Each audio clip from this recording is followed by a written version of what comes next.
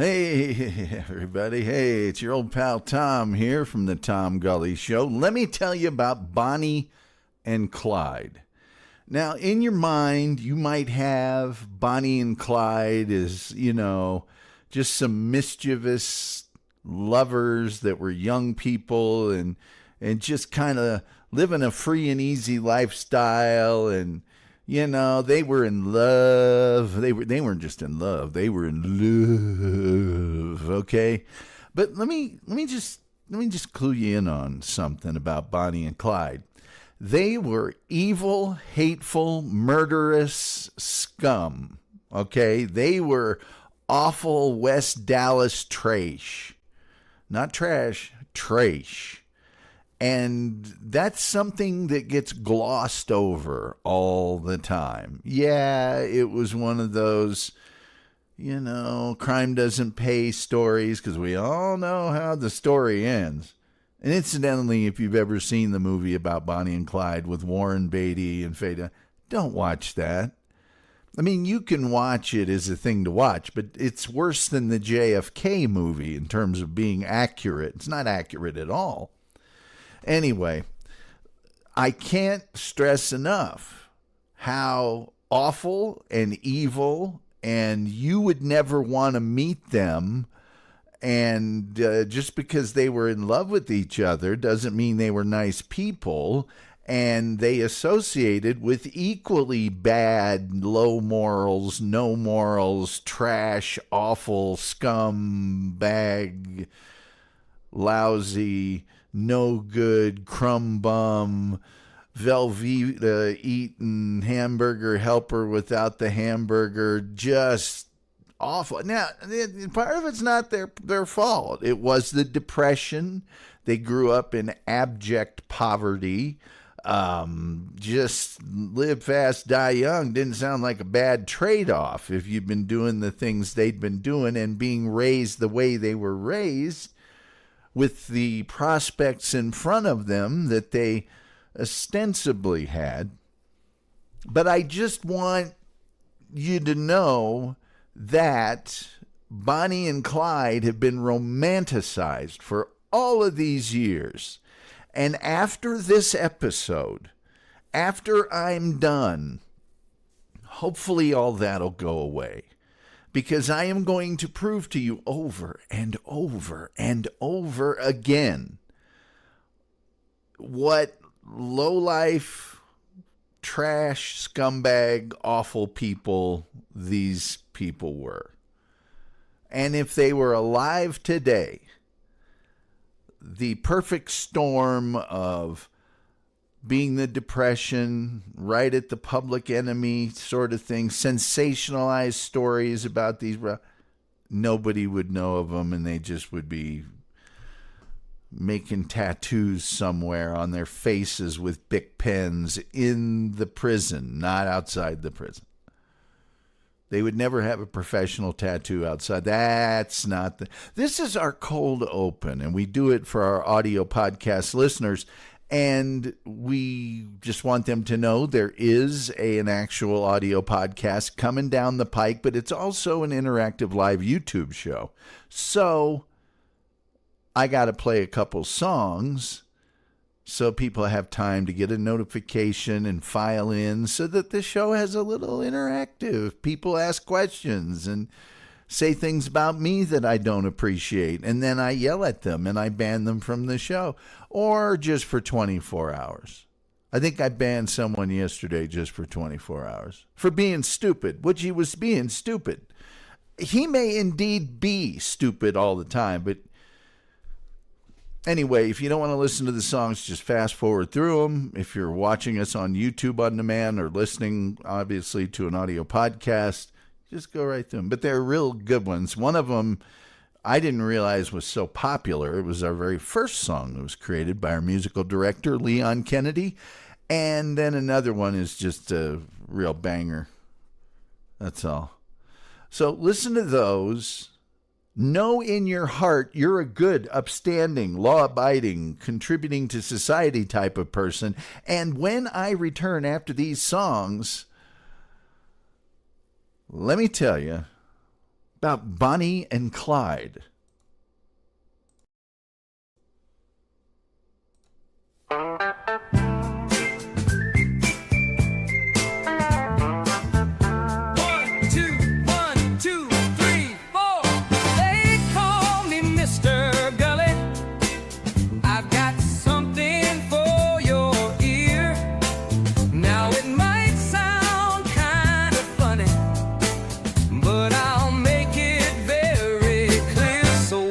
Talking about, we're talking about spiders, and we're talking about pervitin, and we're talking about Bigfoot.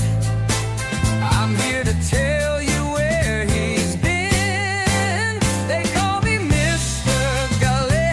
I'm here to save the day. They call me Mr. Gulley, and I'm gonna lead the way. They call me Mr. Gulley.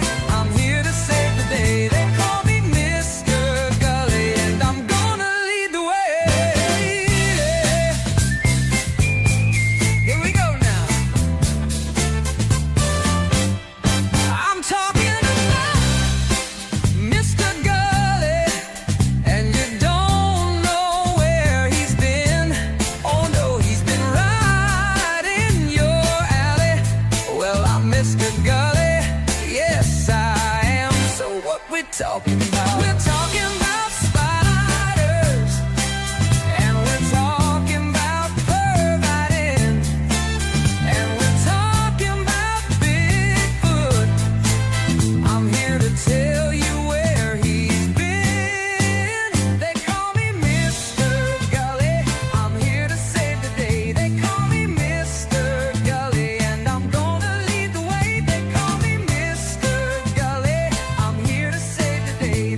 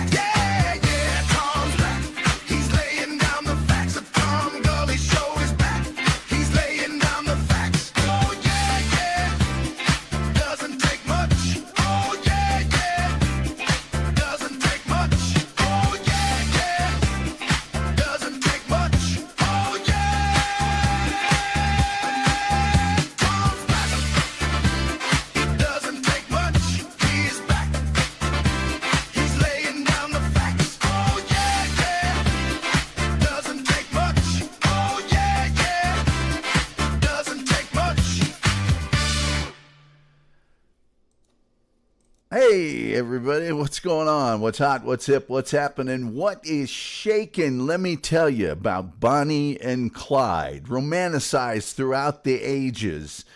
Thought of as just a couple star-crossed young lovers out trying to make $1 here and there. They, if you saw the movie, sometimes would pick people up and take them with them as fake hostages, and then just let them. Yeah, right. Yeah, they killed a whole bunch of people, and a lot of them were law enforcement. I mean, a lot of them, and they were evil, and they were bad, and they didn't care, and they just liked to drink and fornicate and kill and shoot and rob and rinse and repeat. And I'm going to give you a story on this West Texas trash. Actually, they were from all over the place in these little towns. And a lot of the stuff happened in little towns. They weren't stupid. They were these little places, and they were from little places. A lot of places that aren't even really places. They're census-designated locations. They're little unincorporated just pimples of humanity. We'll get there. We will get there. Trust me. We'll get there. Before I forget, well, no, I'll tell you that in a minute.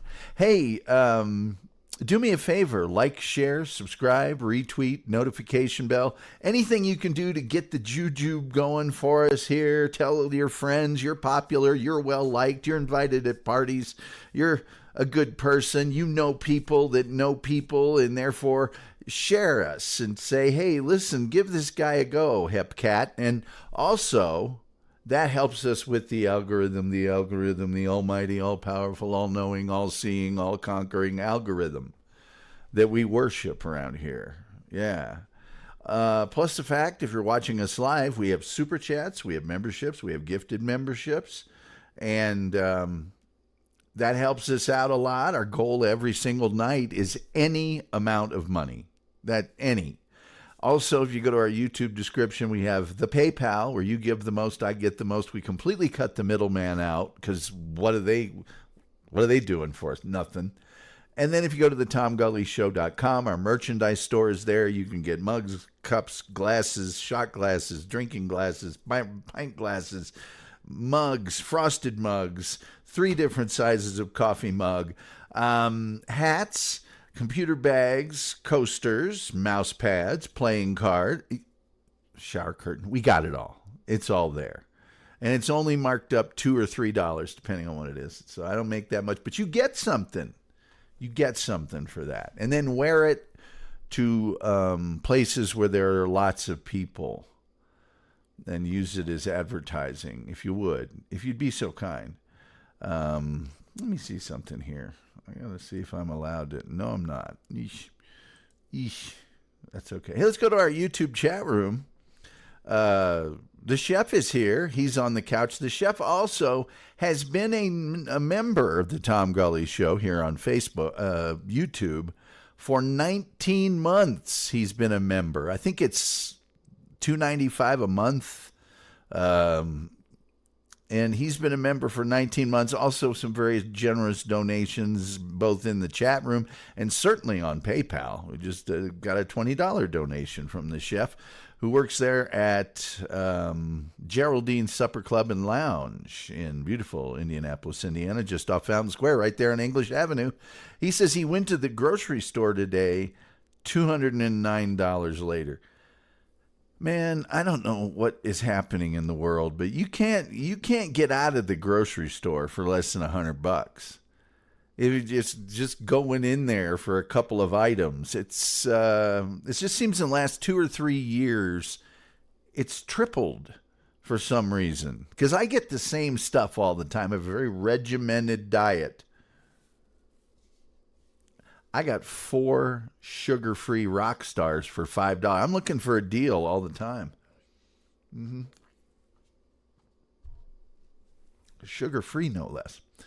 Victorian Greyjoy is here. He says, hi, Tom. Hello, Victorian Greyjoy. Nice to see you. Chef is on the couch, by the way. I assume that means he's not working tonight. All right. Let me tell you, shall I, about your Bonnie and Clyde. Your Bonnie and Clyde, okay? Let me tell you about your Bonnie and Clyde, folks. Yeah, just the picture. Sorry, audio podcast listeners. This picture here is part of the reason they're so popular, and I'm going to get to that. And it's totally an accident. But Bonnie, before I forget anything else, these people, Bonnie was born in 1910. She would be 116 years old if she was alive today. Clyde Chestnut, Bonnie Parker, by the way, Bonnie Elizabeth Parker, Clyde Chestnut, and then Champion Barrow, not much of a champion. He would be like 117 years old. Wasn't that much older. Anyway, as you know, they're American outlaws that had a gang and traveled around the central United States during the Great Depressions, did bank robberies, kidnappings, and murders in just 2 years between 1932 and 1934. They were kind of known for bank robbery and murder, but they really didn't, that wasn't kind of what they were about. They liked to rob smaller places because it was a lot easier, frankly, for them to do it. But anyway, let's one at a time here, okay?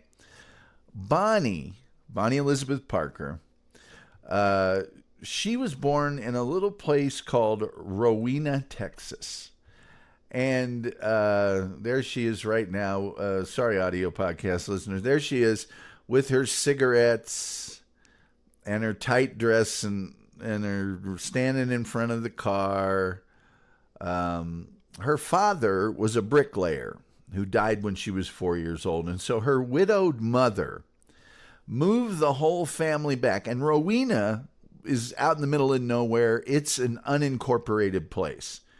It's one of these little towns you go through that's not even really a town, okay?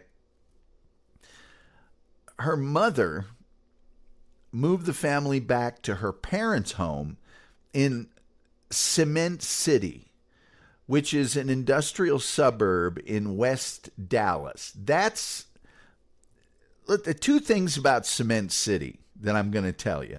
Number one, I think most viewers of the show know that I was a news anchor at the biggest news station in Dallas, right? News Radio 1080 KRLD, traffic and weather together. Okay, I've never heard of Cement City. All right, now I've heard of West Dallas. That's an actual place. Okay, the picture that I'm showing you right now, that one right there, that's West Dallas today. You see how cruddy and crappy and run down it looks today?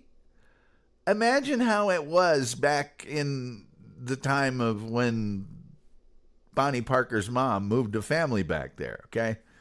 And Bonnie Parker's mother, Emma is her name, she worked as a seamstress, okay? As an adult, Bonnie wrote poems. She wrote poetry. And the press got a hold of some of this poetry, and that's another thing that made her kind of famous, right? She wrote poems like The Story of Suicide Sal and The Trail's End, which is more commonly known as The Story of Bonnie and Clyde. Apparently, she was a very bright child. And she thrived on attention. Gee, the shocker there. In her second year of high school. And this is another kind of scummy backwoods, thing about Bonnie Parker. And this makes her trailer trash. And you didn't know this about this great, I'm so in love with him and everything. Hey! Roller Skater Texas Girl is here. I miss you so much. Roller Skater Texas Girl. She's Roller Skater Texas Girl. We love her around here. She says traffic and weather together on the 8s. Yes, she knows all about News Radio 1080 KRLD. I don't know if she even ever heard me on News Radio 1080 KRLD, but I was on it. for a long time, off and on, here and there. Anyway, so Bonnie was a bright kid and thrived on attention. She performed on stage. She dreamt of becoming an actress. But in her second year of high school, she did a typically trailer trash thing. Oh, yeah, very typically trailer trash thing. Would you like me to tell you about it? Okay, I'll tell you about it. She met a guy named Roy Thornton. And the two of them dropped out of school, second year of high school. So she's in 10th grade, 15 years old. And they got married on September 25th, 1926, just 6 days before her 16th birthday.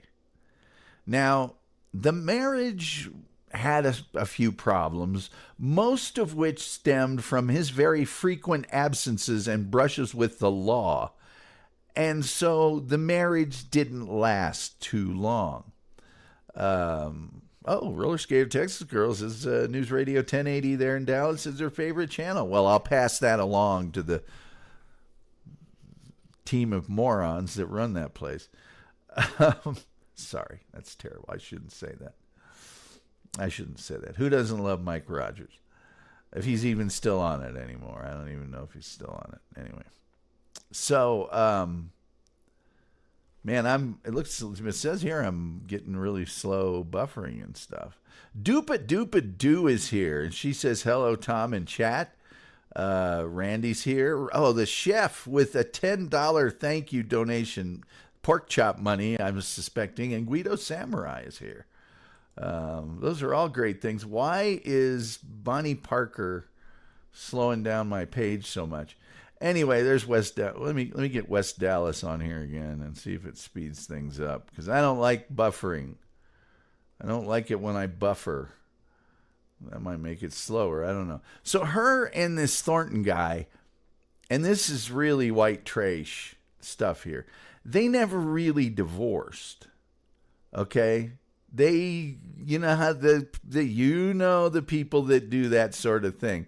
I'm just going to leave this picture up and see if it does any better here.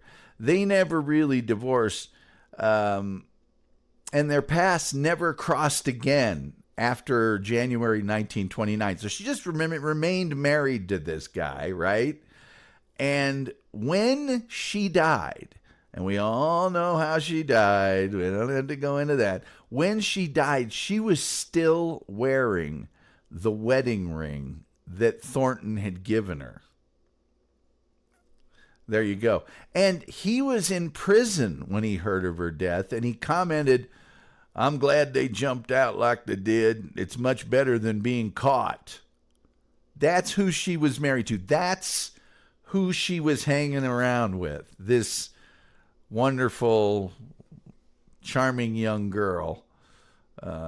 He was sentenced for 5 years for robbery in 1933, and after attempting several prison breaks from other facilities, he was killed while trying to escape from Huntsville State Prison in October of 1937. That's the guy she married. That's that guy. I told you, I'm going to tell you, these people are the trash of trash. Okay? I'm not kidding.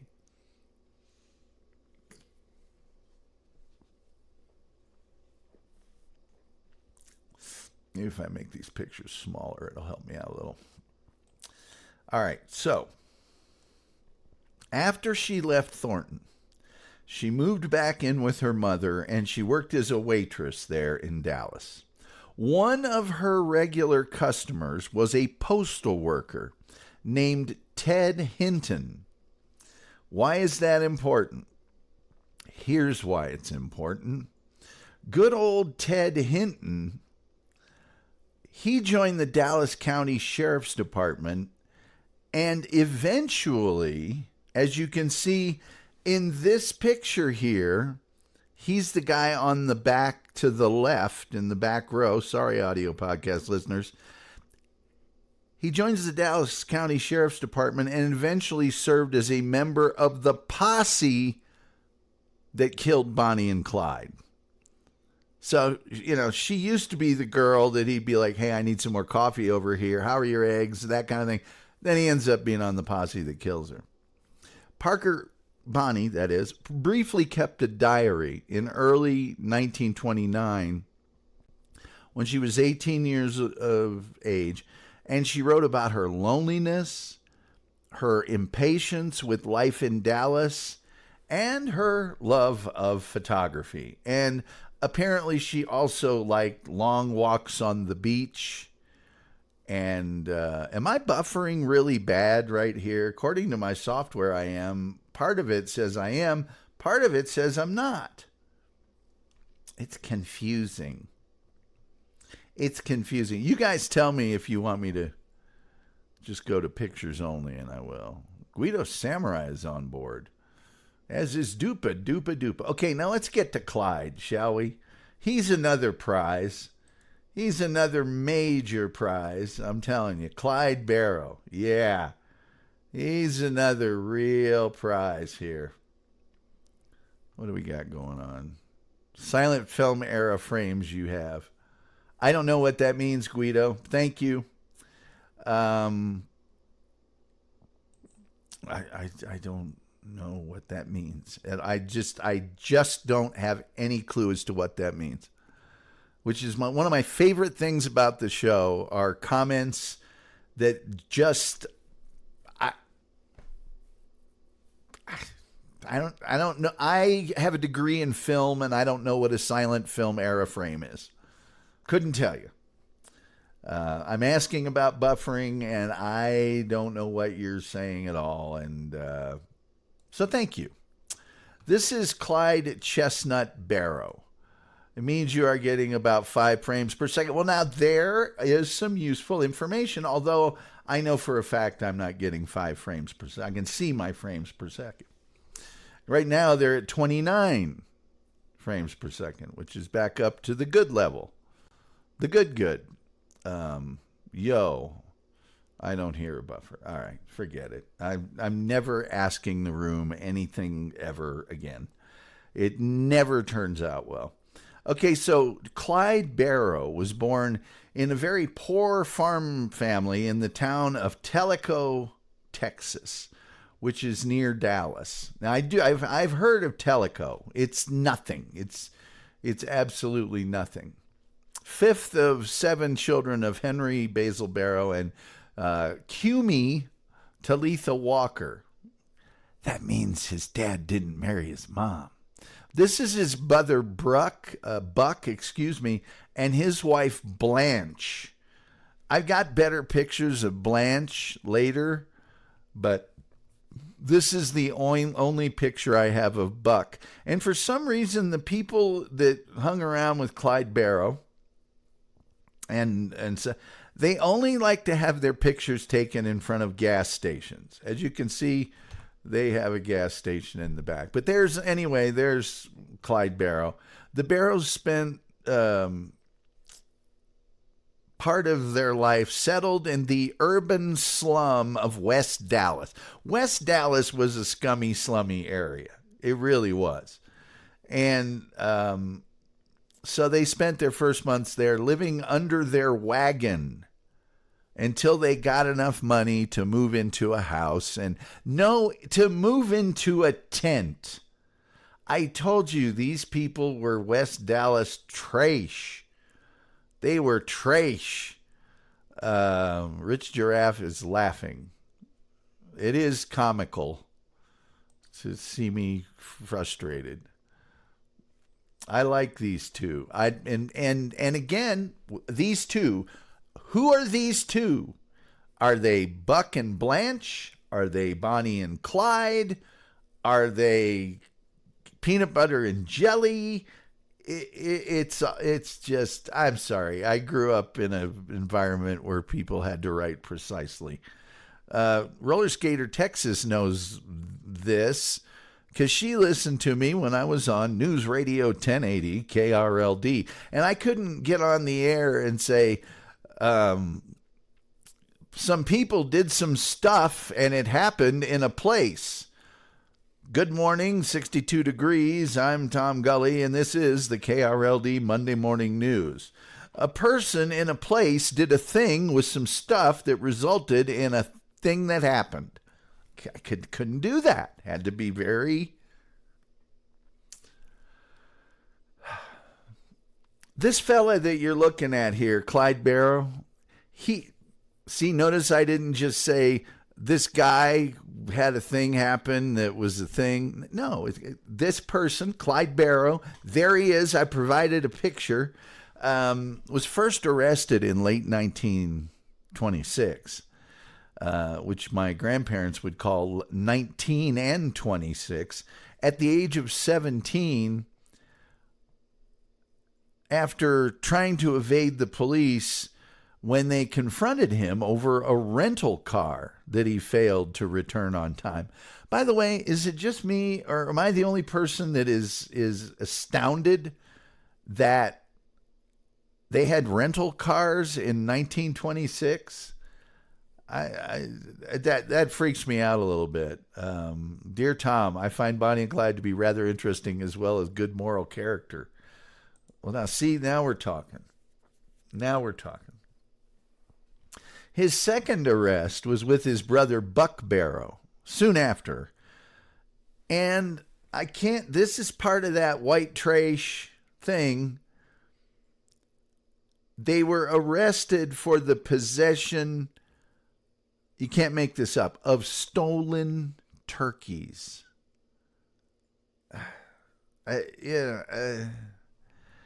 Now, he did have some legitimate jobs from 1927 through 1929, but during that time, he also cracked safes, robbed stores, and engaged in a lot of auto theft. He met 19-year-old Bonnie Parker through a mutual friend in January of 1930, right at the beginning of 1930, and they spent much of their time together during the following weeks. And I'm going to suggest to you, and I know it was the Depression, but I'm going to suggest to you, knowing that they're West Dallas trash and trash before that, they probably spent a lot of time screwing. Sorry for the foul language, but I'm just going to guess a lot of that was going on. Their romance was interrupted when Clyde was arrested and convicted of auto theft. Now, Clyde escaped from the McLennan County Jail in Waco, Texas, in March of 1930, using a gun that Bonnie had smuggled him into the jail. I want to point out right now, I don't know if you people watch the news or pay attention to the news. Now, I, of course, as a news anchor for News Radio 1080, KRLD, right there in Dallas, kind of where they're talking about. Certainly, we reached Waco. It was a 50,000-watt signal. You could hear the damn station in 37 states at night. Well, I don't know if you pay attention to the news as closely as some do. When's the last time you heard of someone escaping from a jail? I mean, it happens. It happens. As I continue this story, it's going to be nothing but people escaping or trying to escape from jail. And some of them are not successful, like Roy Thornton, the former husband of Bonnie Parker.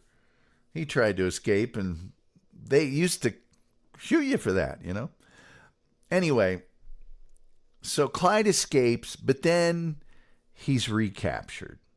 By the way, he only escaped for a week, and he is sent to the Huntsville State Prison in April of 1930. And in September, he was assigned to a very important place in this story, the Eastham Prison Farm.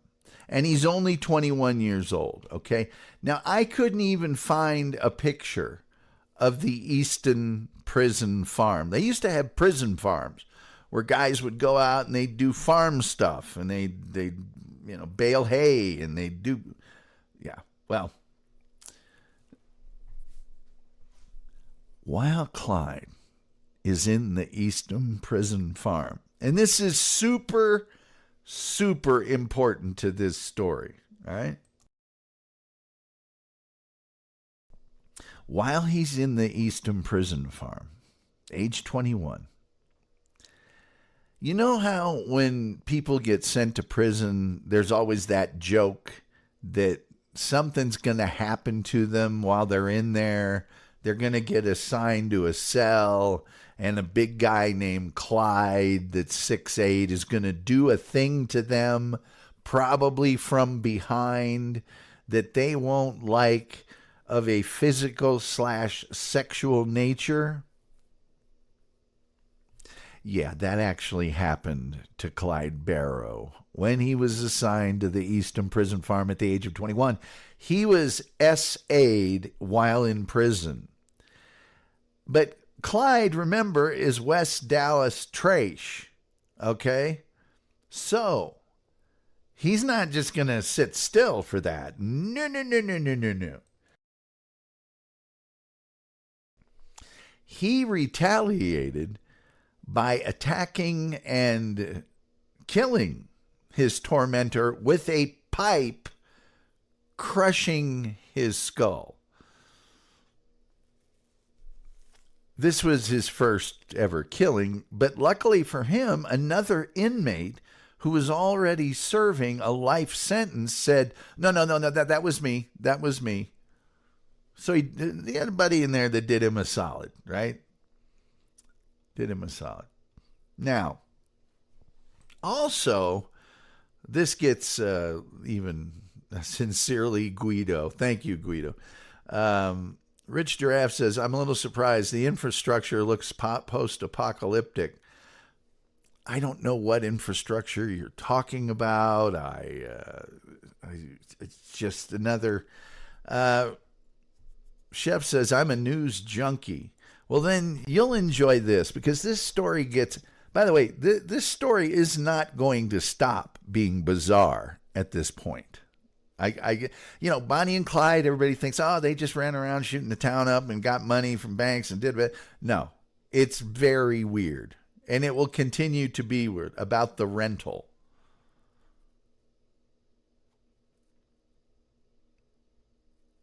The rental. Are you talking about the car rental?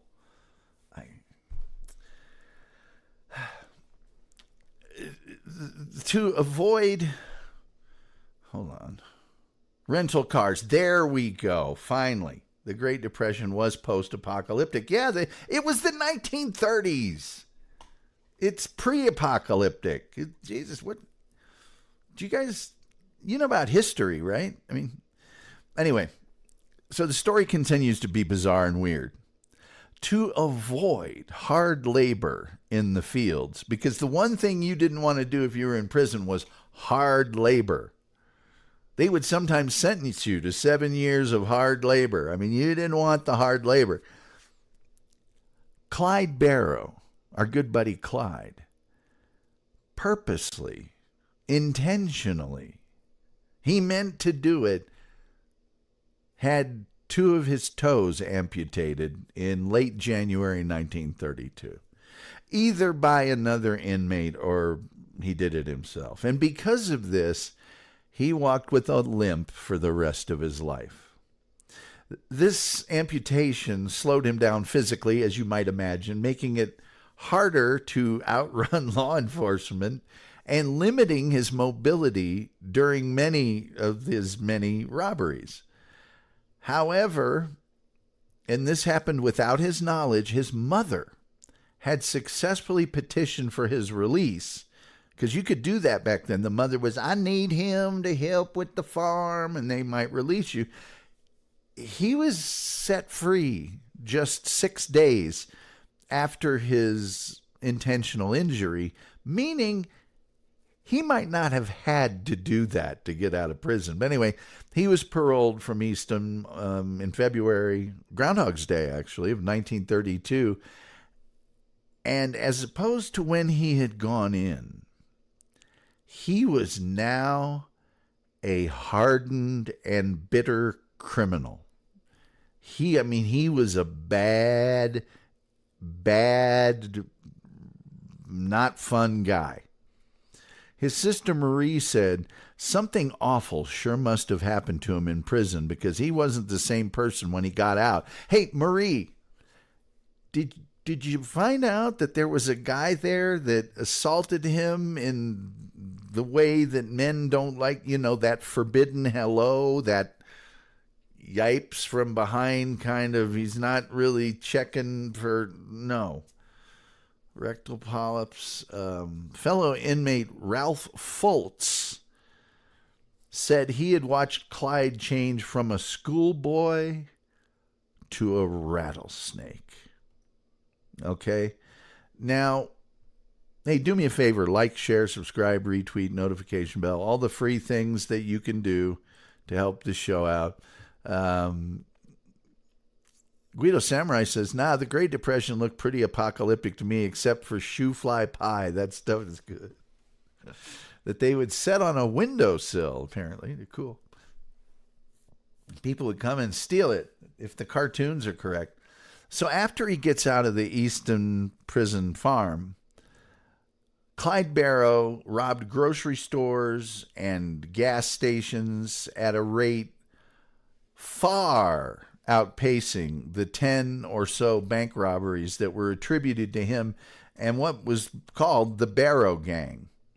His favorite weapon was a 1918 Browning automatic rifle. According to John Neal Phillips, Barrow's goal in life, and this is important, was not to gain fame or fortune from robbing banks, but to seek revenge against the Texas prison system for the abuses that he had sustained while serving time. So yes, Sister Marie, some really bad stuff happened to him in the prison. Some bad butt stuff and other stuff happened to him while he was in the prison. So all this stuff, all this bank robbing and store robbing and anything they could find robbing and kidnapping and murdering, and that wasn't for the money and it wasn't to become famous. He was taking his revenge out on the Texas prison system. Now there's several different accounts of how Bonnie and Clyde first met. One of the most credible versions is they met at the home of one of Clyde's friends. Barrow was 20, she was 19. She was out of work and staying with a female friend while her friend had a broken arm and was recovering from the broken arm. Barrow dropped by the girl's house while Parker was in the kitchen making hot chocolate, and then things got even hotter. So after Clyde gets released in February of 1932, he and this Ralph Foltz guy, schoolboy to a rattlesnake guy, began a series of robberies, primarily stores and gas stations. And their goal was to collect enough money and firepower to launch a raid against the Easton prison farm. He's still mad at this farm. On April 19th, Parker and Foltz were captured in a failed hardware store burglary in Kaufman, Texas, in which they had intended to steal firearms.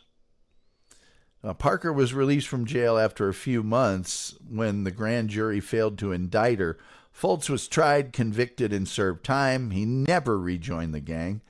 Parker wrote poetry to pass the time in the Kaufman County Jail and reunited with Barrow just a few weeks past her release. Now, the Barrow gang, there's Bonnie there with her cigar and her gun. And these pictures that you see that were taken, looks like on a country road with this same couple of cars and all these guns and stuff. That'll play a part later. Remember that later, because that's part of their story. She was portrayed in the press as a cigar-smoking gun moll after this actually undeveloped roll of film was discovered later on. This is Blanche Barrow. This is Clyde's brother's wife. And look, I'm not saying I'm in favor of prisoners, but do you notice how they just kind of tacked up that number on the side of her hairdo in that one picture. That's a little dehumanizing. This is another member of the gang, the Barrow gang. This is yet another member of the Barrow gang. We'll get to all these people later. This is the oldest surviving member of the Barrow gang that was arrested in 1973. He was still doing stuff. And this is a guy named Henry Methvin, who actually kind of turned stoolie on the gang. But anyway, Barrow was the getaway driver in a robbery in Hillsborough, Texas. And there's Bonnie and Clyde again. And there she is, pointing a gun at him like, oh, we're just kooky kids. I'll tell you, they're kooky kids. There's Clyde. Well, no, that's not. I don't know if that is Clyde. That's all their guns. See how they even have guns on the grill of the car and on the hood ornament and everywhere. They got a lot of guns, those guys. And this is after the gang was captured. This is all the guns that they found with them and ammunition. And it was a lot. I believe this is Hillsborough, Texas. Barrow was the getaway driver in a robbery in Hillsborough when a store owner, J.N. Butcher, was shot and killed. Butcher's wife identified Barrow from police photographs as one of the shooters, although he had stayed in the car. On August 5th, Raymond Hamilton and Ross Dyer were drinking moonshine at a country dance in Stringtown, Oklahoma. This is Hillsborough, Texas, right here. About the time that it was robbed by those guys. These two guys were drinking moonshine. They was drinking shine at a country dance in Stringtown, Oklahoma, when Sheriff C.G. Maxwell and Deputy Eugene C. Moore approached them in the parking lot. Barrow and Hamilton opened fire, killing Moore and gravely wounding Maxwell. Moore was the first law enforcement officer whom Barrow and his gang killed. They eventually murdered 9 law officers.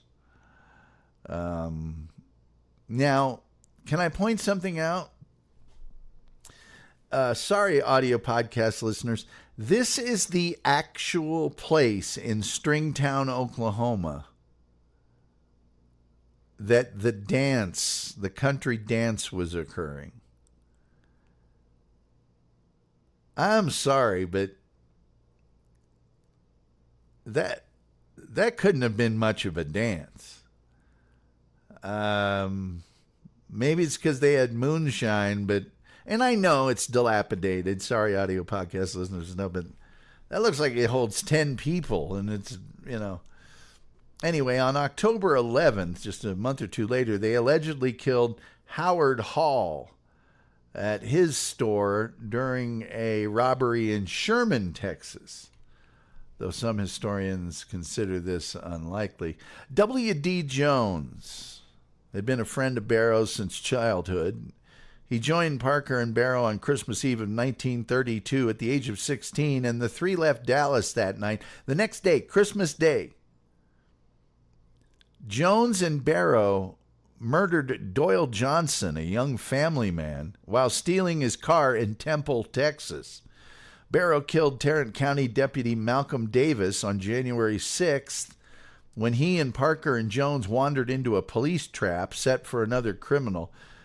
They dispatched with 5 people since April. Now, March 22nd, 1933, Clyde's brother Buck was granted a full pardon and released from prison.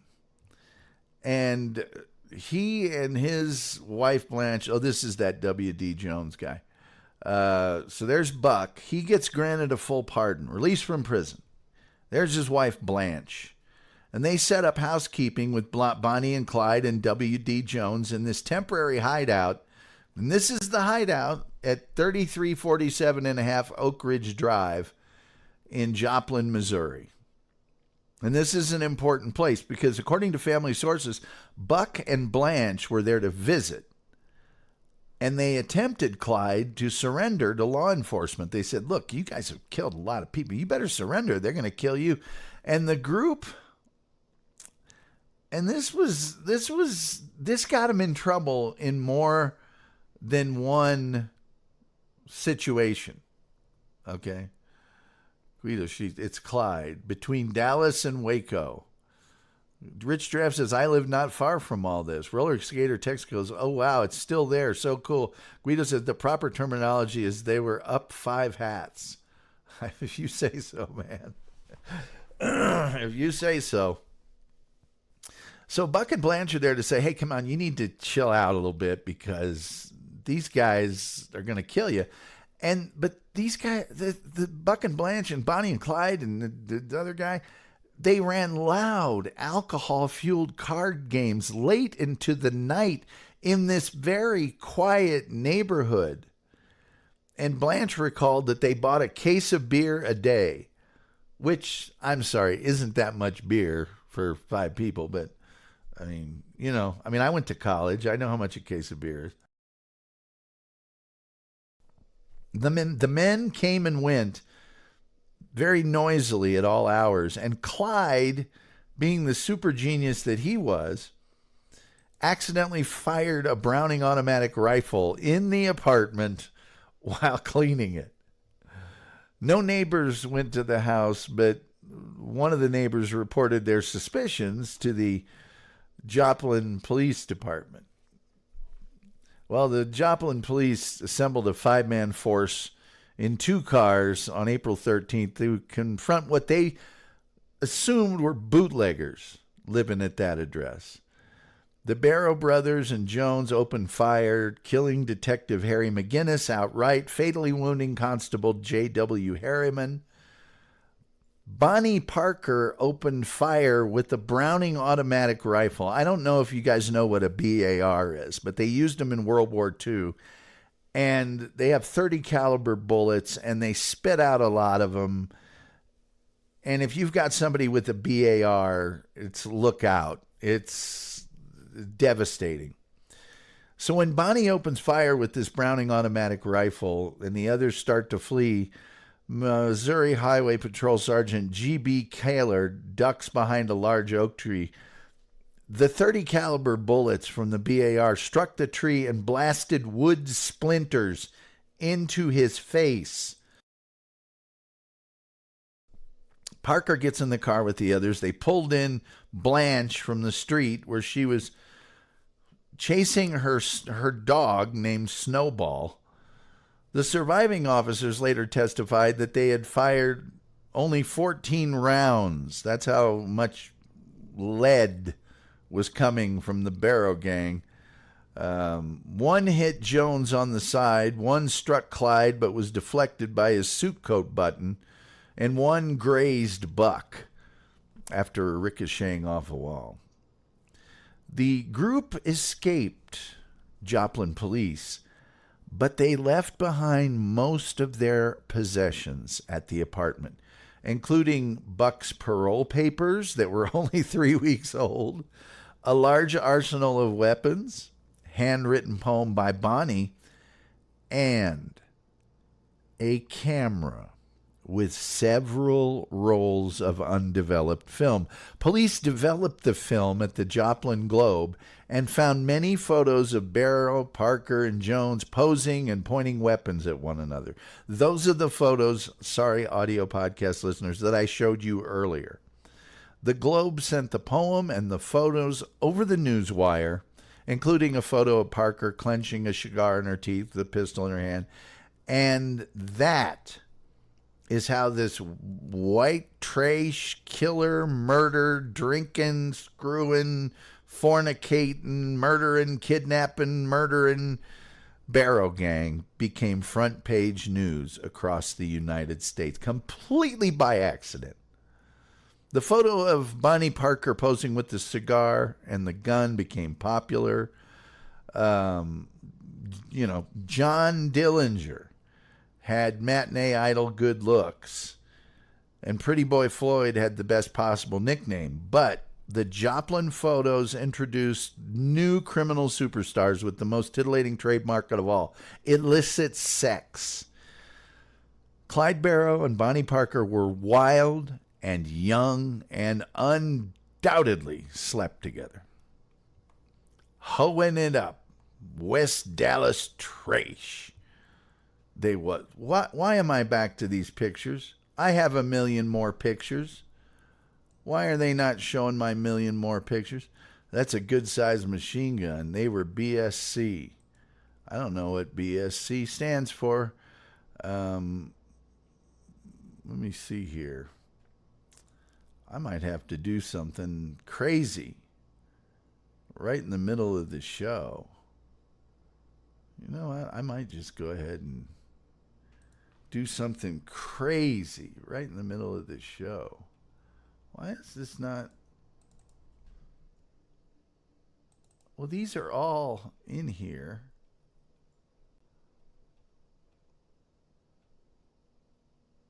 I ain't understanding this at all.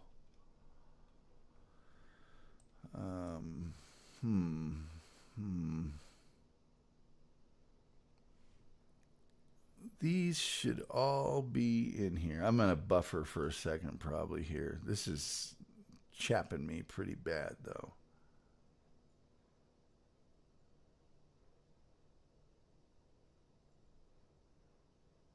Yeah, I'm not messing with that.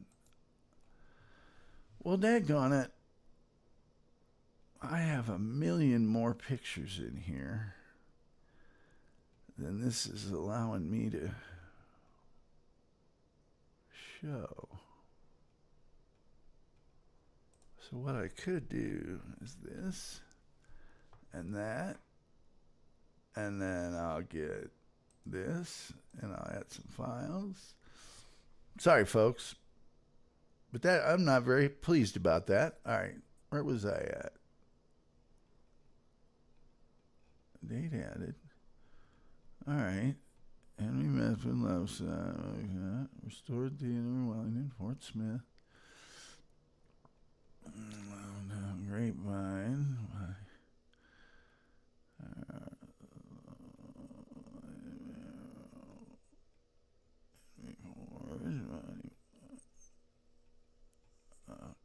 Okay. Buckham Land, garage apartment.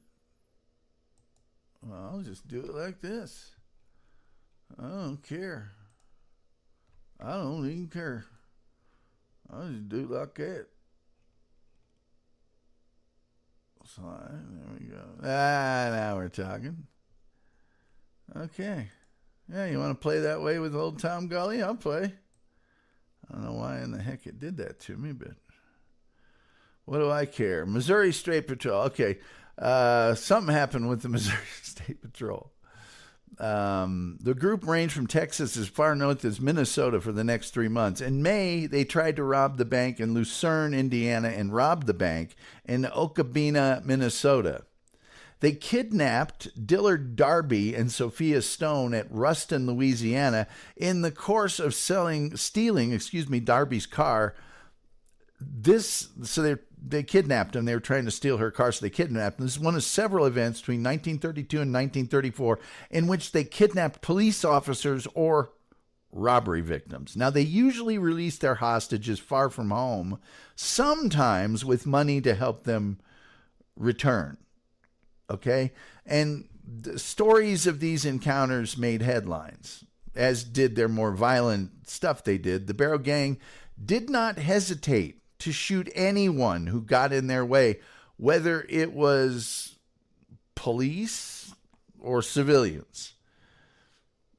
Other gang members who committed murder included Hamilton, Jones, Buck Barrow, and Henry Methvin. Eventually, the cold-bloodedness of their murders opened the public's eyes to the reality of, hey, these aren't just a couple of kids out having fun, and such. These are bad people. They are really bad people. So, I'm trying to see here if I can. That's only my second picture. I wish to hell this thing would let me look at these pictures. Coffee and bags. Okay, so this is in Joplin, Missouri here. This is from that other firefight. Joplin, Missouri. All right, so stop it with your stuff. Joplin, Missouri. I think that's Ruston, Louisiana. That's Henry Mifflin, one of the guys that was killing people. That's another small town in Texas. That's the Okabena, I think, or whatever. This actually says what it is on the front of it. I can't remember, but it's the cavort there.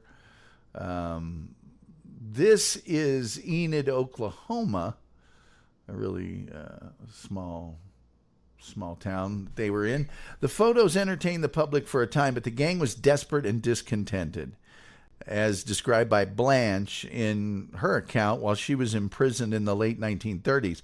With their new notoriety, their daily lives became more difficult as they tried to evade discovery, but now everybody knew who they were.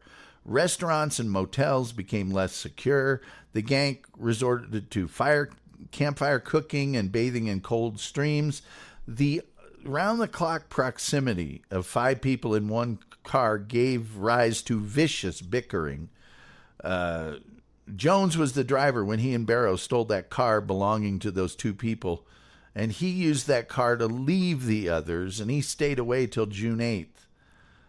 Barrow failed to see the warning signs at a bridge under construction on June 10th while driving near Wellington, Texas, and his car flipped into a ravine. Sources disagree on whether there was a gasoline fire or if Parker was doused with acid from the car's battery under the floorboards, but Bonnie Parker sustained third-degree burns up to her right leg, so severe, and that's why she's wearing the long dress. Okay? That's why she's wearing a really long dress. The muscles contracted and caused the leg to draw up. Jones, who was in the car with them, said she'd been burned so bad none of us thought she was going to live. The hide on her right leg was gone from her hip to her ankle. I could see the bone in places. By the way, when one of your good friends refers to your skin as the hide, you're with the wrong people. Nice podcast, Stupid Live says, nice dye job, Tom. Can I say something about, isn't it Dan from Nice Podcast Stupid? First of all, you're nothing but a little pearl-clutching twit. You wouldn't know a fact if one bit you in the ass. You're a midget. You are a laughable individual. This is not a dye job. I just got out of the frickin' shower, dummy, because some of us played Division I sports when they were very young and still go out and run and hike and do all sorts of other things. Why don't you take your sorry, inconsequential, John Melendez ball-licking ass somewhere else on the internet? Why don't you do that, Cupcake, okay? Strawberry? You're not wanted here. Your silly, make stuff up, treat it as fact crap won't work here.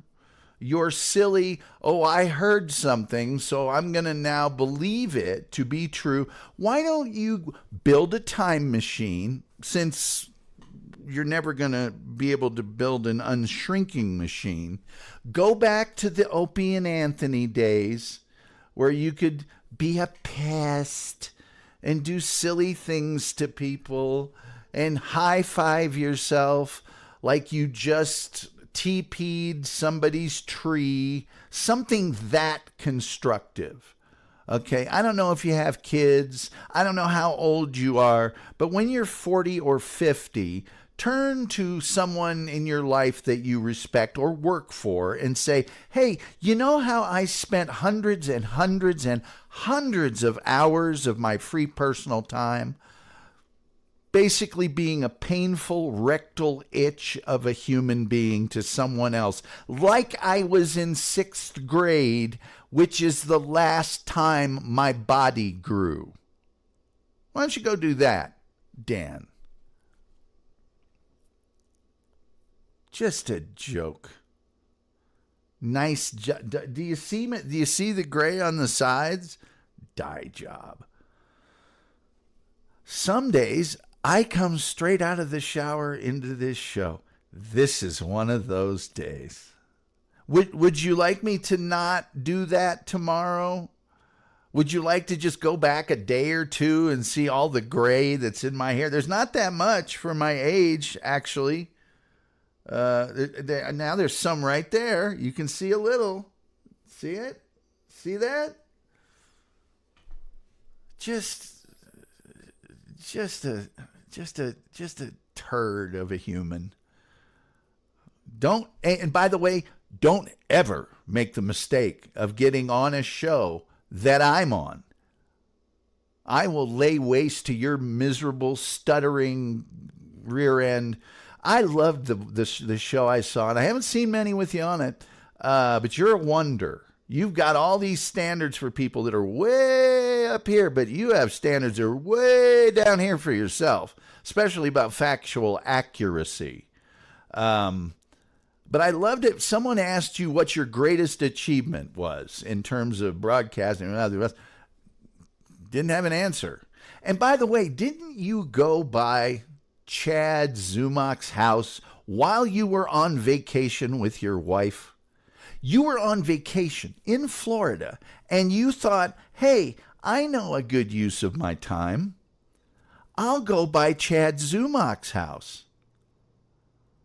Buckaroo, don't ever come by my house. You'll be having problems you can't deal with if you come by my house. That I guarantee you. All right, let me see here.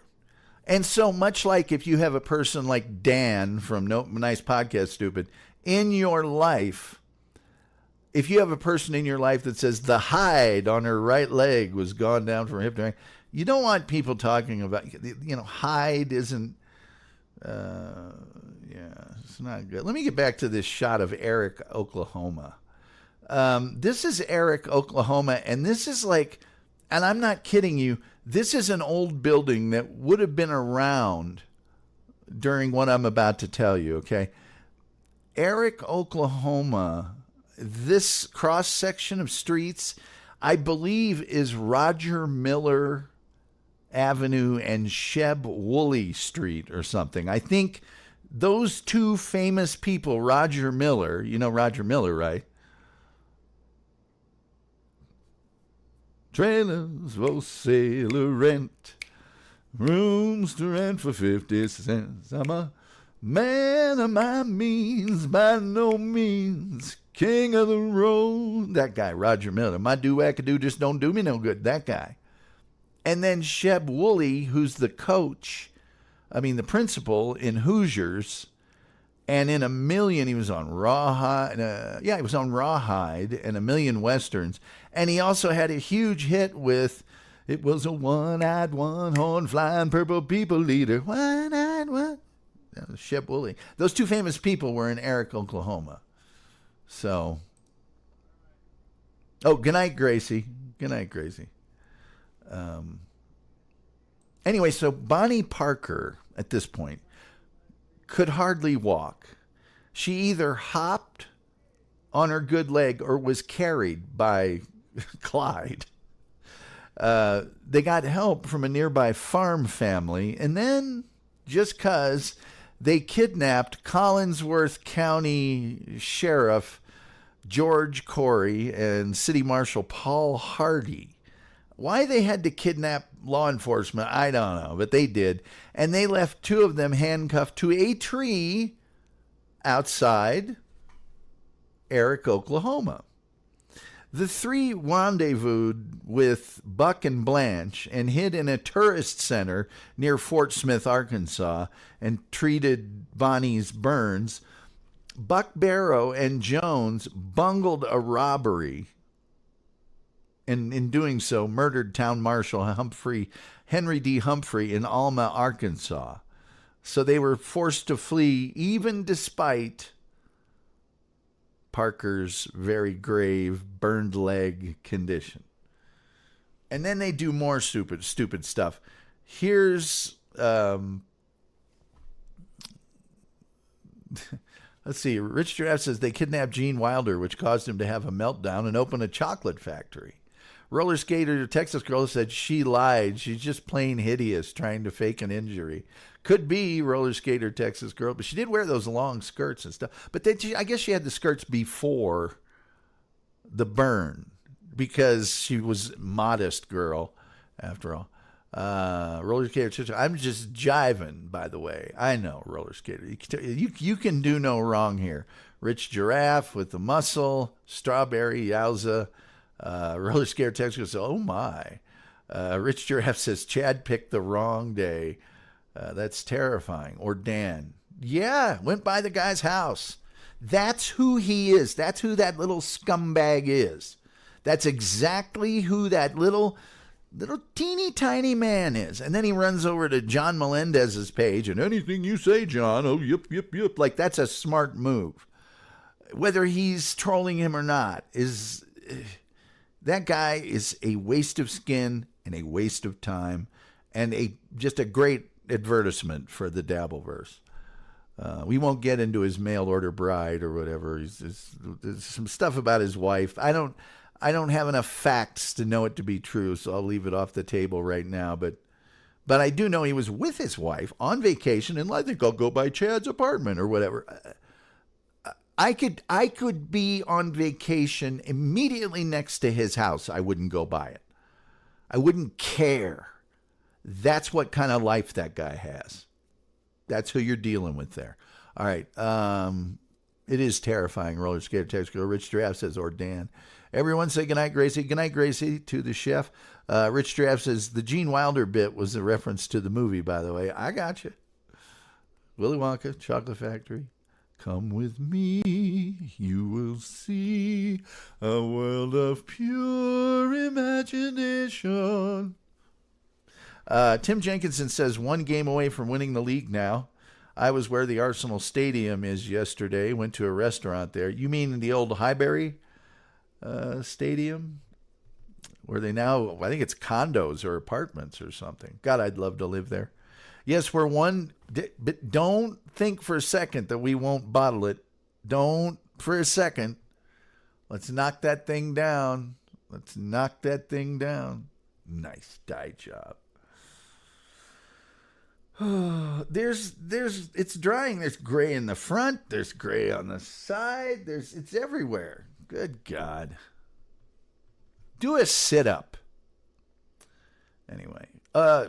Hey, by the way, jealous because some of us have hair? All right. In 1930, the new stadium, it's massive. Oh, Emirates Stadium, yes. In 1933, the gang checked into the Red Crown Tourist Court, south of Platte City, Missouri. Gang, can I just tell you, this was a bad move, and we're going to see some telltale things about Bonnie and Clyde in this move. We really are.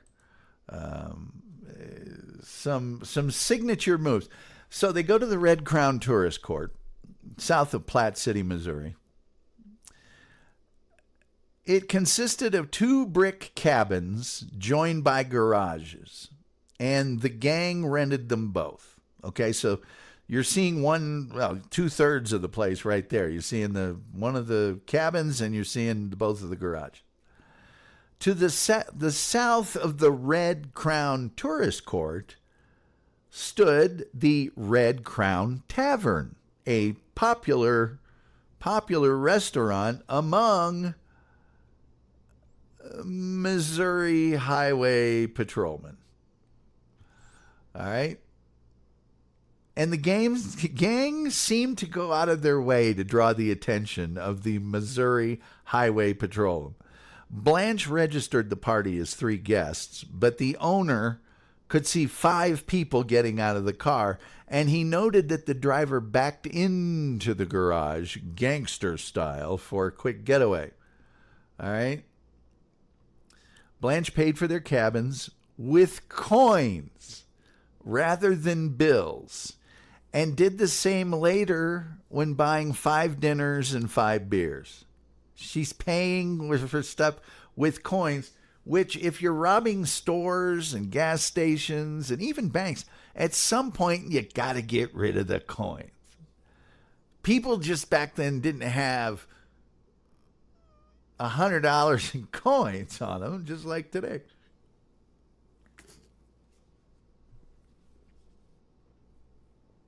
The next day, the owner of the Red Crown, whatever, noticed that his guest had taped newspapers over the windows of their cabin. And Blanche again paid for 5 of the meals with coins.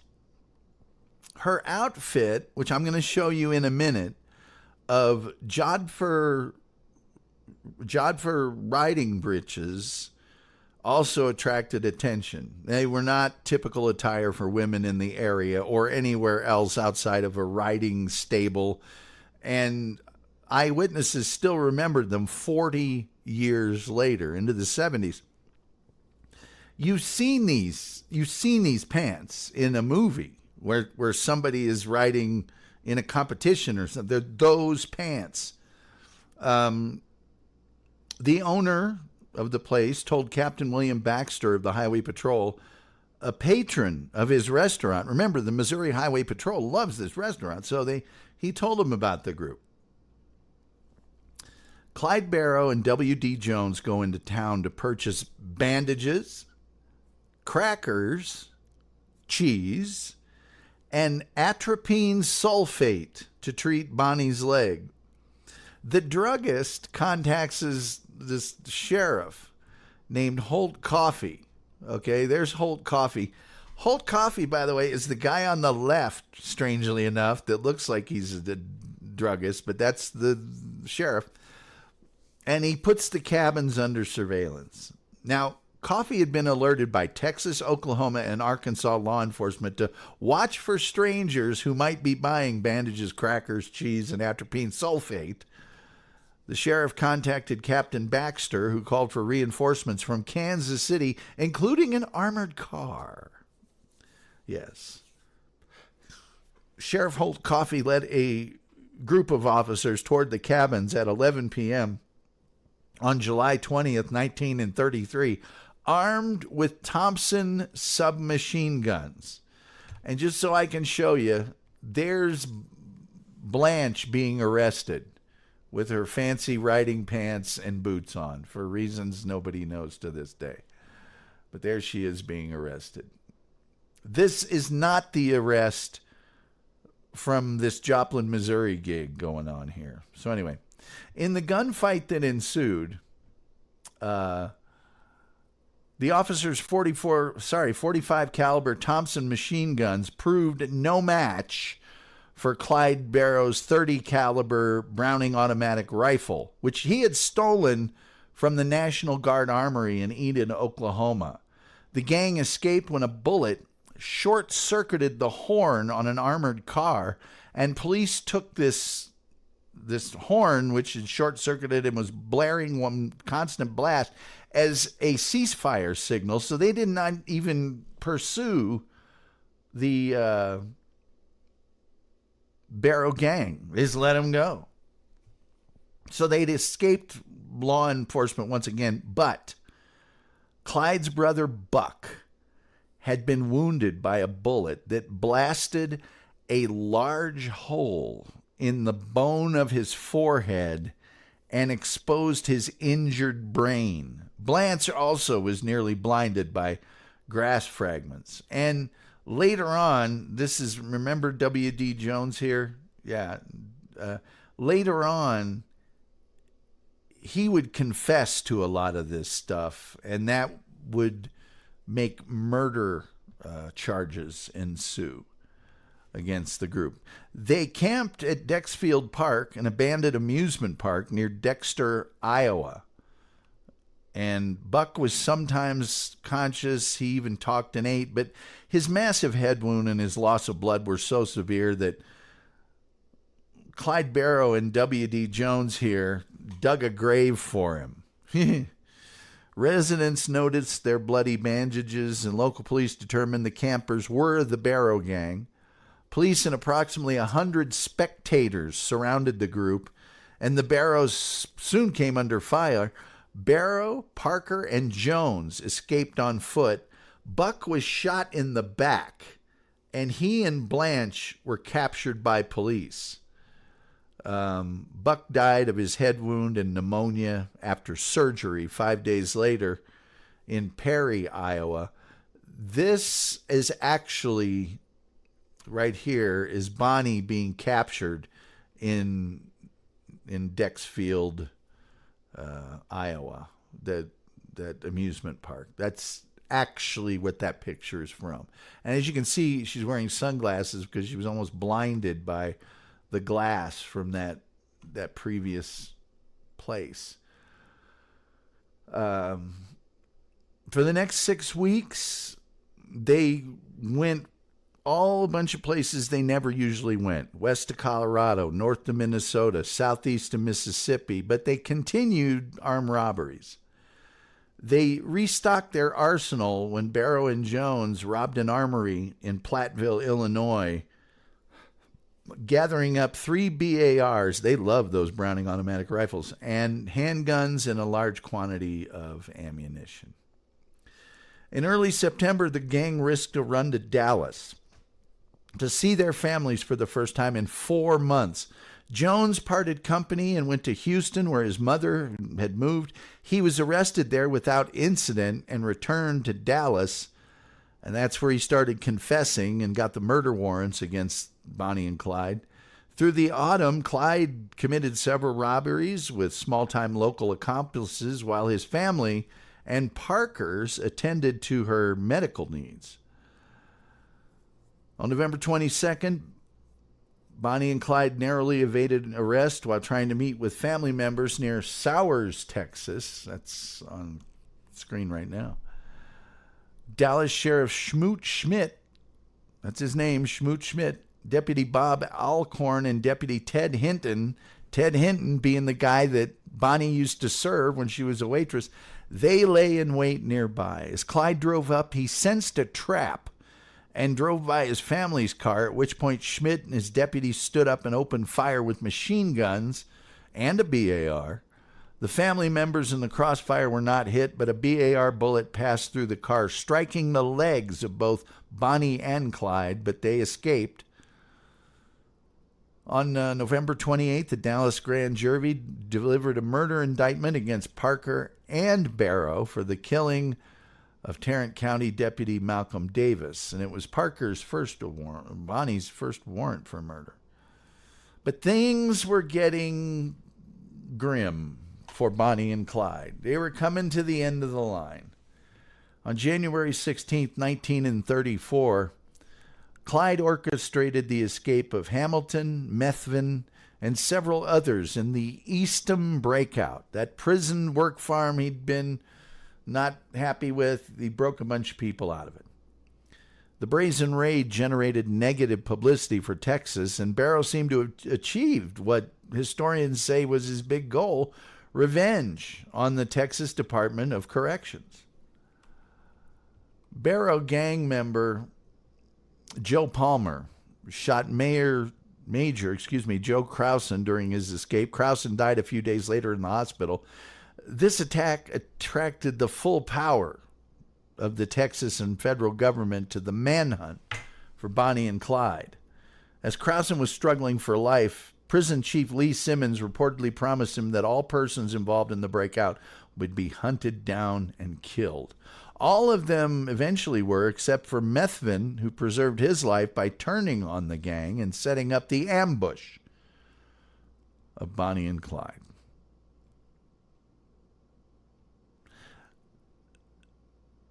Texas Department of Corrections contacted former Texas Ranger Captain Frank Hamer and persuaded him to hunt down the Barrow gang. Now, Frank Hamer was retired, but his commission hadn't expired. He accepted the assignment as a Texas Highway Patrol officer and was given the specific task of taking down the Barrow gang. Now, this guy was tall and burly and no fun at all. Taciturn, stern, unimpressed by authority, and driven by an inflexible adherence to right or what he thinks is right. For 20 years, he had been feared and admired throughout Texas as the walking embodiment of the one riot, one ranger ethos. And that basically just means, hey, one ranger can take down a whole riot. He had acquired a formidable reputation as the result of several spectacular captures and the shooting of a number of Texas criminals. He was officially credited with 53 kills and suffered 17 wounds. 3 of Hamer's 4 brothers were also Texas Rangers. His brother Harrison was the best shot of the 4, but Frank was considered the most tenacious. Prison boss Simmons always said publicly that Hamer had been his first choice, although there was evidence he first approached 2 other Rangers, both of whom declined because they were reluctant to shoot a woman. Frank Hamer was not reluctant to shoot a woman. He became the constant shadow of Bonnie and Clyde, living out of his car just a town or 2 behind them. On Easter Sunday, 1934, April 1st, April Fool's Day, at the intersection of Route 114 and Dove Road near Grapevine, Texas, now South Lake. There's a part of Grapevine back then that is now South Lake. Hoity-toity. Roller skater Texas girl will tell you South Lake is hoity-toity. Grapevine's just nice. I almost moved to Grapevine instead of moving where I'm living now. Anyway, at the intersection of 114 and Dove Road, which you can still go to, Texas Highway Patrolman H.D. Murphy and Edward Bryant Wheeler stopped their motorcycles, thinking a motorist needed assistance. Barrow and either Methvin or Parker opened fire with a shotgun and a handgun, killing both officers. An eyewitness account said that Parker had fired the fatal shots, and this story received widespread coverage. Methvin later claimed that he fired the first shot after mistakenly assuming Barrow wanted the officers killed. Barrow joined in. During the spring season, the Grapevine killings were recounted in exaggerated detail. They blew it way out of proportion, affecting public perception. All 4 Dallas papers seized on the story told by the eyewitness, a farmer who claimed to have seen Parker laugh at the way Murphy's head bounced like a rubber ball on the ground as she shot him. The stories claim that police found a cigar butt with tiny teeth marks, supposedly those of Bonnie Parker. Several days later, Murphy's fiancée wore her intended wedding dress to his funeral, attracting photos and news coverage. So they were supposed to get married. They made a big deal out of it. The eyewitness's ever-changing story was soon discredited, but the massive negative publicity increased the public clamor over wanting the Barrow gang exterminated. The outcry galvanized authorities into action, and Texas Highway Patrol boss L.G. Fares offered a reward of $1,000, which would be $18,000 today, for the dead bodies of the Grapevine slayers. This is a political cartoon that was published at one point. Clyde and Bonnie, it's the electric chair, and it says reserved. Yeah. Texas Governor Ma Ferguson. Yes, back in the 30s, Texas had a governor that was a female named Ma Ferguson. She added another reward of $500 for each of the 2 killers, which meant that for the first time there was a specific price on Bonnie's head, since she was so widely believed to have shot H.D. Murphy. Public hostility increased 5 days later when Barrow and Methvin murdered 60-year-old Constable William Cal Campbell, a widow and father, near Commerce, Oklahoma. And I'm showing you these small towns. A lot of them are pictures from today because they haven't been updated. These are tiny towns, and they always were. They kidnapped Commerce Police Chief Percy Boyd, crossed the state line into Kansas, then let him go, giving him a clean shirt and a few dollars. and a request from Parker to tell the world that she did not smoke cigars. Boyd identified both Barrow and Parker to authorities, but never learned Methvin's name.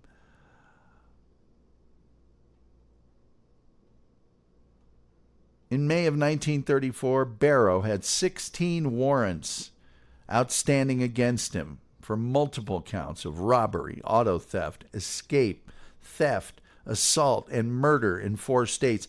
Hamer, who had begun tracking the gang on February 12th, led a posse comprised of 6 men. And now we're back to the beginning again, and I don't understand why it's not showing all my pictures. Supposed to be showing all my pictures. I'll just do what I did last time. That's chapping my wagon. That's what that's doing. It's chapping my wagon pretty hard. Sorry, folks. Are you enjoying the exciting tale of what losers Bonnie and Clyde really are? Is that making your day? McClennan.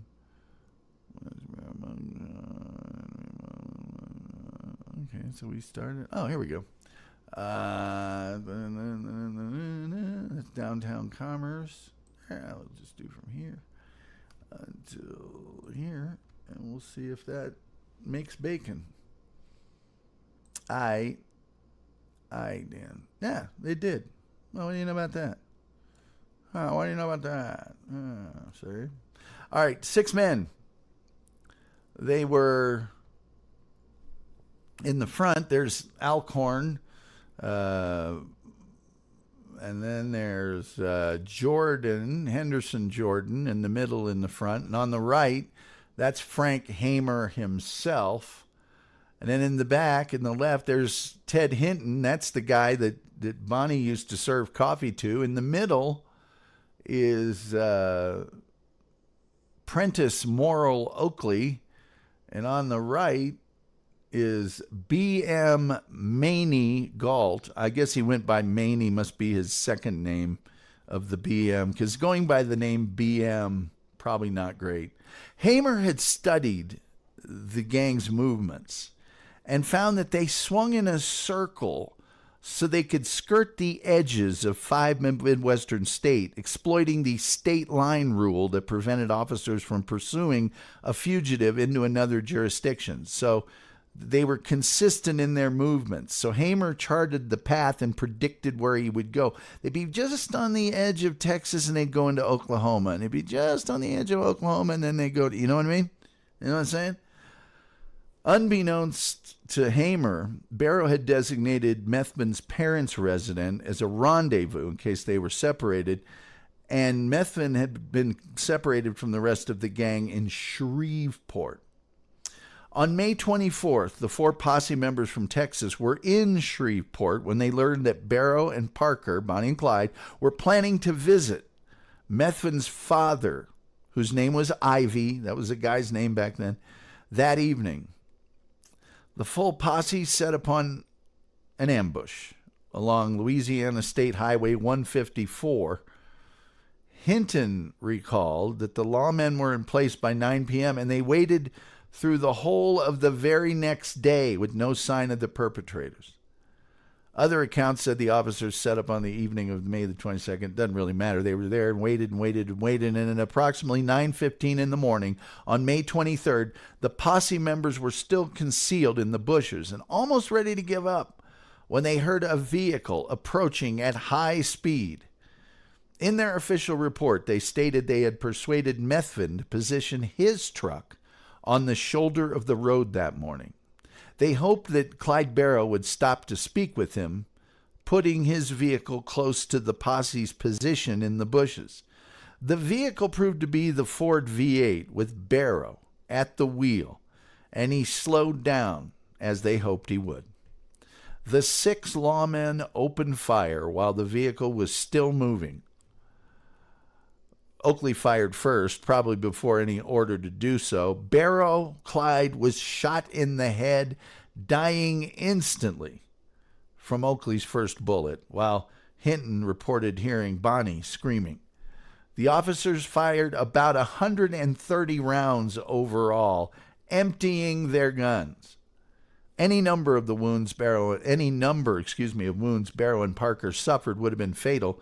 The gunfire was allegedly so loud that the posse were temporarily deaf all afternoon. According to statements made by Hinton and Alcorn, each of us 6 officers had a shotgun and an automatic rifle and pistols. We opened fire with the automatic rifles. They were empty before the car even got with us. Then we used shotguns. There was smoke coming from the car, and it looked like it was on fire. After shooting the shotguns, we emptied the pistols at the car, which had passed us and ran into a ditch about 50 yards on down the road. It almost turned over. We kept shooting at the car even after it stopped. We weren't taking any chances. Film footage taken by one of the deputies immediately after the ambush shows 112 bullet holes in the vehicle, of which around 30 struck the couple. The official report by Parish Coroner J.L. Wade listed 17 entrance wounds on Barrow's body and 26 on Bonnie's, including several headshots to each and one that had severed Clyde's spinal column. C.F. Boots Bailey. Why do all these people have 2 letters for the beginning? Anyway, the local undertaker had difficulty embalming the bodies because of all the bullet holes. Police inspected the vehicle and discovered an arsenal of stolen automatic rifles, sawed-off semi-automatic shotguns, assorted handguns, and several thousand rounds of ammunition, along with 15 sets of license plates from various states. Hamer stated, "I hate to bust a cap on a woman, especially when she was sitting down. However, if it wouldn't have been her, it would have been us." Word of the deaths quickly spread when Hamer, Hilton, Jordan, and Oakley drove into town to call their bosses. Alcorn and Galt were left to guard the bodies, but soon lost control of the curious crowd that had gathered. One woman cut off bloody locks of Parker's hair and had pieces from her dress, which were subsequently sold as souvenirs, while Hinton later returned and was sickened to find a man trying to cut off Barrow's trigger finger. Yeah. That polygamous cult was in the same state as you. I think maybe you can become a cult leader, says Tim Jenkins. I don't think so. I'm not in that state anymore. Rich Giraffe said, oh, well, wait a minute. I'm in a new state. Maybe you're correct. I don't think I'm going to have it. Having a good time, Tom, says Rich Giraffe. Glad you're having a good time. Tim Jenkins says probably Catholics. They seem to have a lot of middle names. Well, everybody's got middle names. It's not just Catholics. Arriving at the scene, the coroner reported that nearly everyone had been collecting souvenirs such as shell casing, slivers of glass, bloody pieces of clothing. One eager man had opened his pocket knife and was reaching in the car to cut off Clyde's left ear. Hamer and Hinton got the crowd under control. Oh, I imagine Hamer got the crowd under control.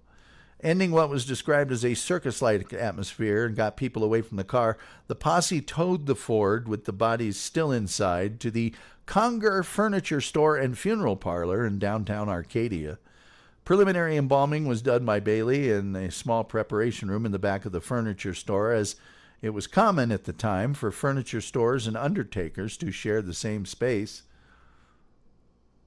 I guess. The amount of people present in Arcadia reportedly swelled from 2,000 to 12,000 within hours as curious crowds arrived by carriage, horseback, plane, and train. Sandwiches quickly sold out, and the price of beer jumped from 15 cents per bottle to 25 cents per bottle. Oh, my God.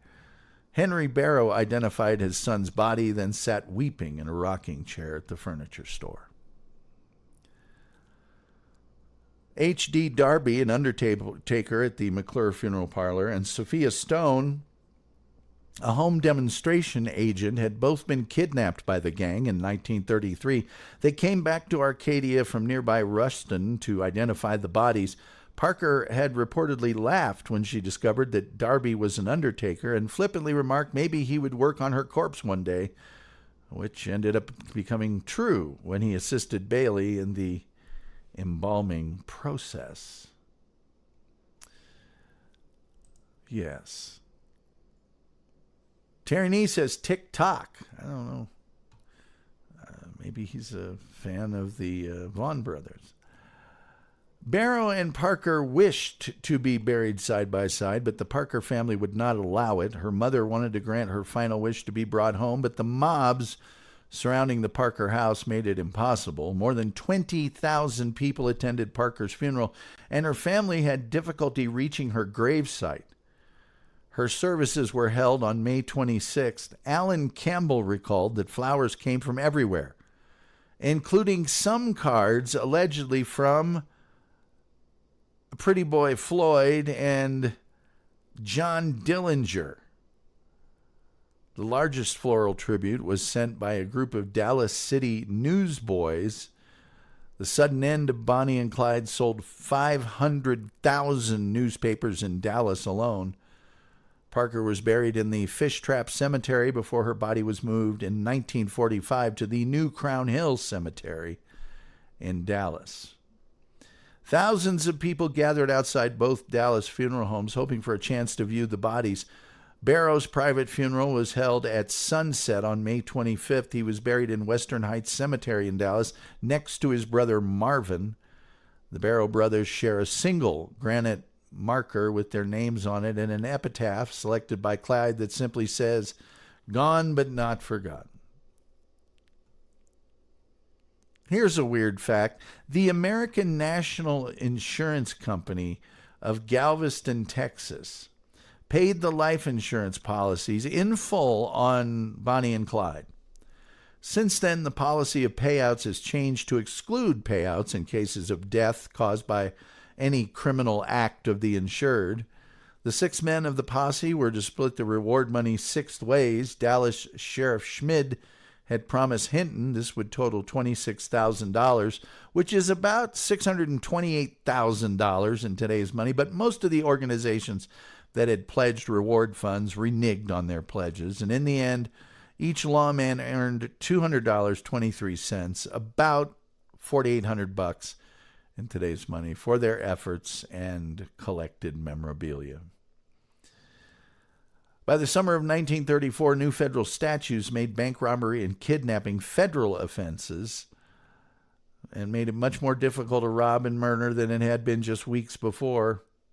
Law enforcement killed Dillinger 2 months after killing Bonnie and Clyde. Pretty Boy Floyd 3 months after killing Dillinger. And Babyface Nelson here 1 month after killing Pretty Boy Floyd. In 2018, Bonnie's niece and last known surviving relative campaigned to have Bonnie buried next to Clyde, but it just didn't happen. The car,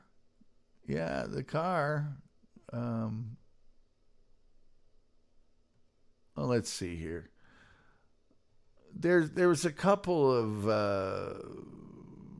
stories that are kind of controversies about the things that happened, but they've all been proven pretty much not true. Bonnie and Clyde killed 12 people. 9 of them were law enforcement officers during their 2 years of criminal activity from February of 1932 to May of 1934. The posse never received their bounty. Alcorn claimed Barrow's saxophone from the car, but later returned it to the family. Posse members took other personal items, such as Bonnie's clothing. The Parker family asked for them back, but were refused, and the items were later sold as souvenirs. The Barrow family claimed that Sheriff Jordan kept an alleged suitcase of cash, and one writer claims that the sheriff bought a barn and some land soon after the event, hinting that that accusation was true, despite the lack of evidence. So he was a $2 Dan fan. With Undertaker, that's not a good thing to hear at your age, says Terry, even though he's older than I am. Doopa says trying to cut off the trigger finger and ear. What the hell is wrong with people? Exactly, Doopa. I cannot type on my phone to save my life. Doopa, you're doing fine. Roller Skater Texas Girl said, I had an aunt rob a bank in 1953-ish at 19 years old. She wanted to be Bonnie, I guess. I hope she got that out of her system. Sheriff Jordan attempted to keep the death car, but Ruth Warren of Topeka, Kansas, the vehicle's legal owner, remember the Barrow gang had stolen the car from her, sued him. And so he relented and allowed her to claim it in August of 1934, still covered with blood and human tissue. The engine still ran despite the damage the vehicle took during the ambush. Ms. Warren, Ruth Warren, picked up the car in Arcadia and drove it to Shreveport, still in its gruesome state, and from there she had it trucked to Topeka. The bullet-riddled Ford became a popular traveling attraction. I saw it when I was a kid. The car was displayed at fairs, amusement parks, and flea markets for 3 decades and once became a fixture at a Nevada racetrack. There was a charge of $1 to sit in it. In 1988, a casino near Las Vegas purchased the vehicle for about $250,000. It's about $500,000 today.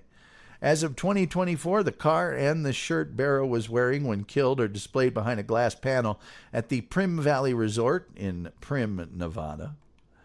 Barrow's enthusiasm for cars was evident in a letter he wrote from Tulsa, Oklahoma, during all this killing and murdering and stuff, and he wrote the letter to none other than Henry Ford. "While I still got breath in my lungs, I will tell you what a dandy car you make. I have drove Fords exclusively when I could get away with one. For sustained speed and freedom from trouble, the Ford has got every other car skinned. And even if my business hasn't been strictly legal, it don't hurt anything to tell you what a fine car you got in the V8.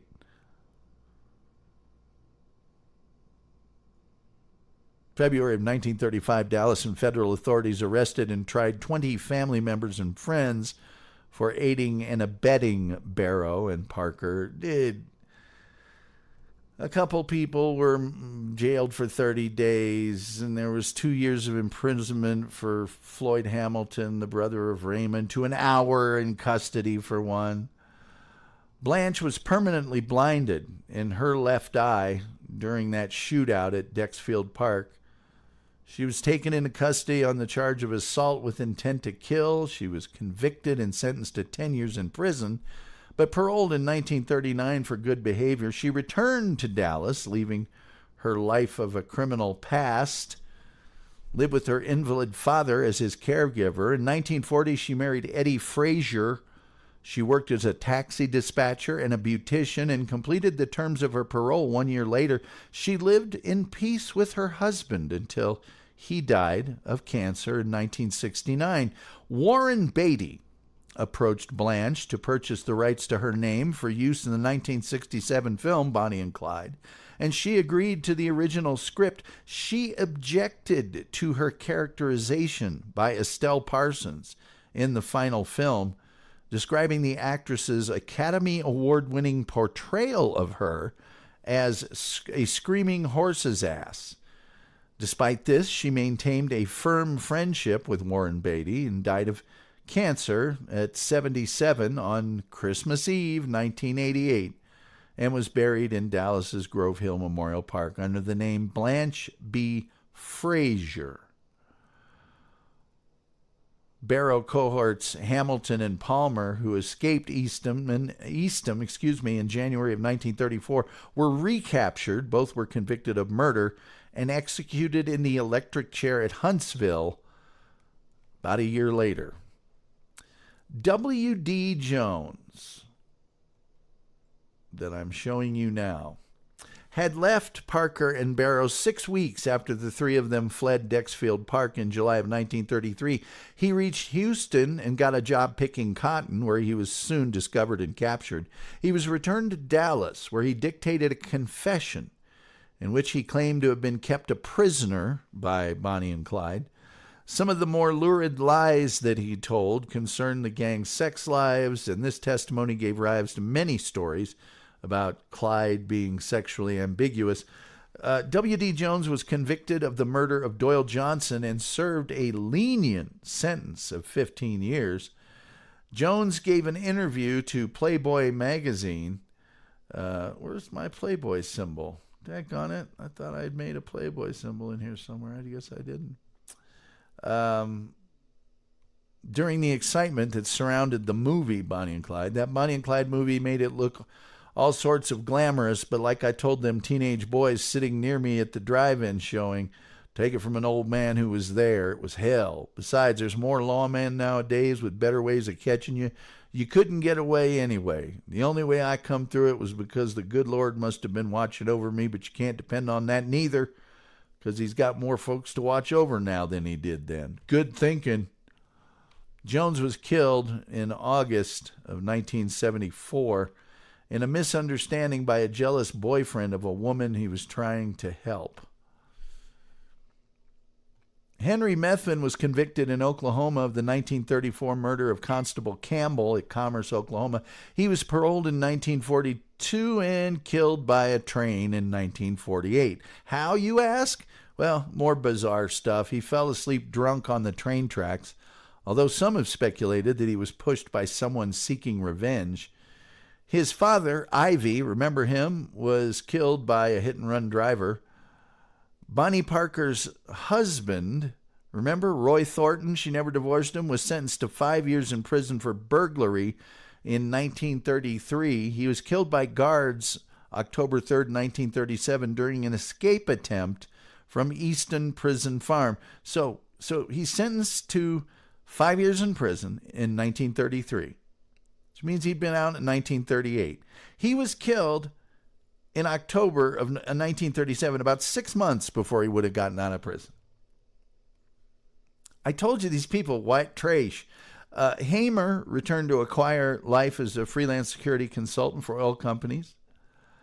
Many people believed he hadn't given Bonnie and Clyde a fair chance to surrender. He didn't care.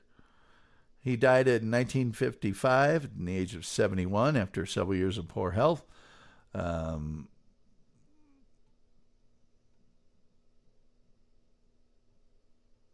Let's see here. Popular culture.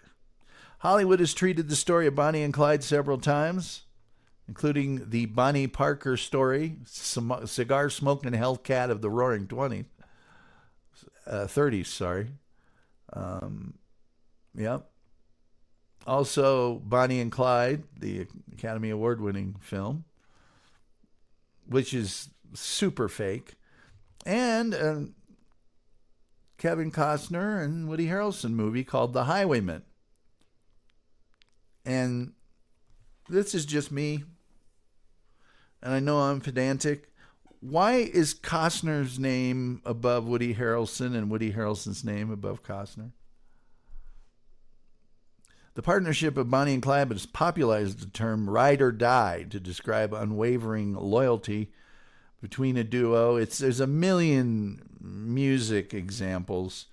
Brigitte Bardot did a song in 1967, Bonnie and Clyde. George Fame did one, The Ballad of Bonnie and Clyde. Mel Torme did A Day in the Life of Bonnie and Clyde. Merle Haggard did The Legend of Bonnie and Clyde. That song was covered by Tammy Wynette the same year on her album Divorce. Flatt and Scruggs did the story of Bonnie and Clyde as the title of an album in 1968. Jay-Z and Beyonce did a single called '03 Bonnie and Clyde. I'm not going to keep going. Anyways, there's some slang.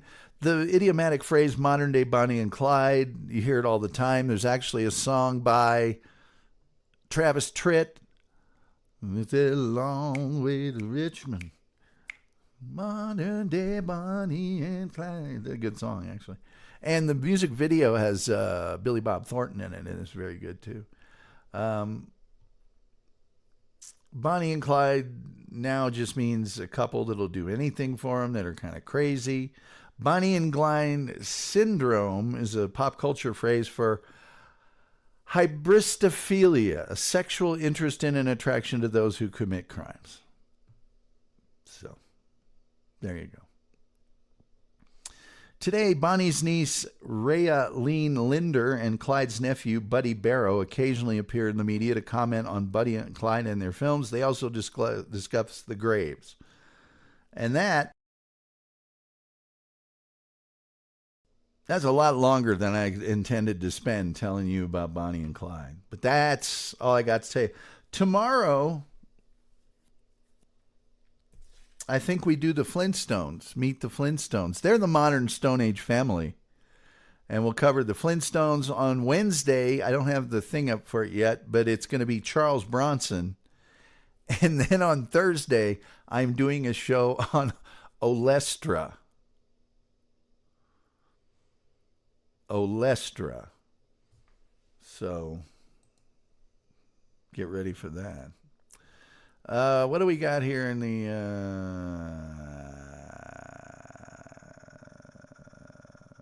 Dupa says, roller skater text girl, and why? How much time did your aunt serve? She served no time due to pregnancy and her age, so they took her husband, who was also there, and he served many years in prison. I'll have to check the records for accuracy. Was much older than her. They always reminded me of Bonnie and Clyde. Terry Nee says, after heart muscle, I guess is what he's saying. Roller skater Texas girl says a horse's ass. He was not a good guy, I guess. Yeah, that's a badly designed poster, isn't it? Isn't it though? Thank you. I'm glad somebody else noticed that. I'm taking it off the screen. I'm so mad at it. Guido Samurai says, my name is Guido. I'm an I can't pronounce that. Flintstones. I'll grab my Winstons. Hey, Rich Giraffe. Guess what? Okay, Rich Giraffe, if you want to go down that road, hold on a second for me, buddy. Hold on just a second. I don't like to pause the show really for this kind of thing, but I'm a gonna. Oh, come on, man. Don't do me like this. Come on. Load, you some buck. This would have been so great if it just would have popped open, but it never does. It never does. It never does the thing I want it to do when I want it to do a thing. Okay, open that up. Publicity. Hold on, I'll find it. All free.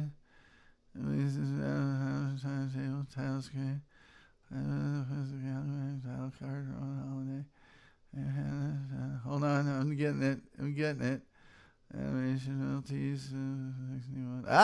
Here we go. There we go. How about that? Okay. All right. I'll party with you. Look at that. Look what I did for you, Rich. Look at that. There's the damn people smoking the damn thing. There. Now I'll get rid of that. Man, we had 175 drop frames. That's a lot. Let me get rid of that there. I don't need that no more. Okay, what else do we got? Guido Samurai says, I need help. I don't know why. It seemed fine to me. My dad taught me about that. Yes. Cigarettes. Did the Flintstones advertise cigarettes? Oh, yes, they did. Tom's speaking in tongues. I am kind of. Richard Dress says, possibly, Tim. I'll let Tom cover that. Yes, they did. They advertised Winston's. And then that only lasted for a season or two. And then they went to a much more kid-friendly, I forget what product it is. I'll tell you tomorrow. I read about it today. I can't remember offhand. But that's all I got, kids, for Bonnie and Clyde. I think I just told you what we're going to do for the next few shows. Olestra on Thursday. So you might want to eat some Imodium before that show, I guess, would be what you might need. Imodium. Longer show than I thought it was going to be. So anyway, that's all I got. Looking at that old clock on the coffee table, says I got an Amscray. You don't have to go home, but you can't stay here, for God's sakes. And with all that being said, the only thing left to say is, till next time. Oh, Roller Skater Text Girl says, a great show, Tom. Thank you. From cigarettes to Flintstones vitamins. Yeah, it's a disparity. The only thing left to, hey, Roller Skater Texas Girl, great to see you. Great to see everybody. I'd like to thank, hold on, do we get any? Dupa member for 25 months, over a year. Oh my goodness gracious. Over a year. Fan funding. Let's see what we got there. Do we get any? Oh, my good friend, the chef, who's already said goodnight with $10. Thank you so much. And the chef also a member for 19 months. Can you dig it? I knew that you could. And I finally got the buffering thing taken care of. Hey, Roller Skater Texas Girl, always great to see you. Thanks, Rich Giraffe, for being here. Tim Jenkinson, of course. Go Arsenal. Who else do we have in here? Terry Nee. Thanks to Terry for showing up. I know it's hard for him to stay up this late after they give him Metamucil at the home this time of night. Doopa-doopa-doo. Oh, always love it when Triple D is in here. And who else do we got? The chef, of course, the chef. Oh, the guy from Nice Podcast, Stupid Live, stopped in. That's great. Maybe somebody boosted him up onto a chair so he could touch the keys on the computer. Need you, little tiny guy. One of these guys that wears that uniform, you know, ball cap, goatee, sunglasses. I don't know. Anyway, we're going to take you out with another banger from our good friend Leon Kennedy, the musical director. Until next time, we'll see you next time.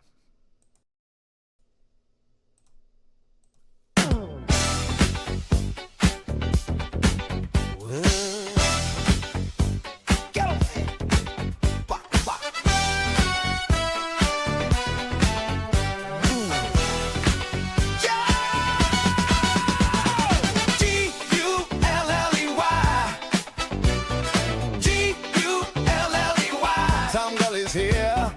G-U-L-L-E-Y. He's here to stay. G-U-L-L-E-Y. The Golly guarantee. That's what the people need. We're all here to see Tom Gulley. G-U-L-L-E-Y. G-U-L-L-E-Y. Tom Gulley's here. G-U-L-L-E-Y. He's here to stay.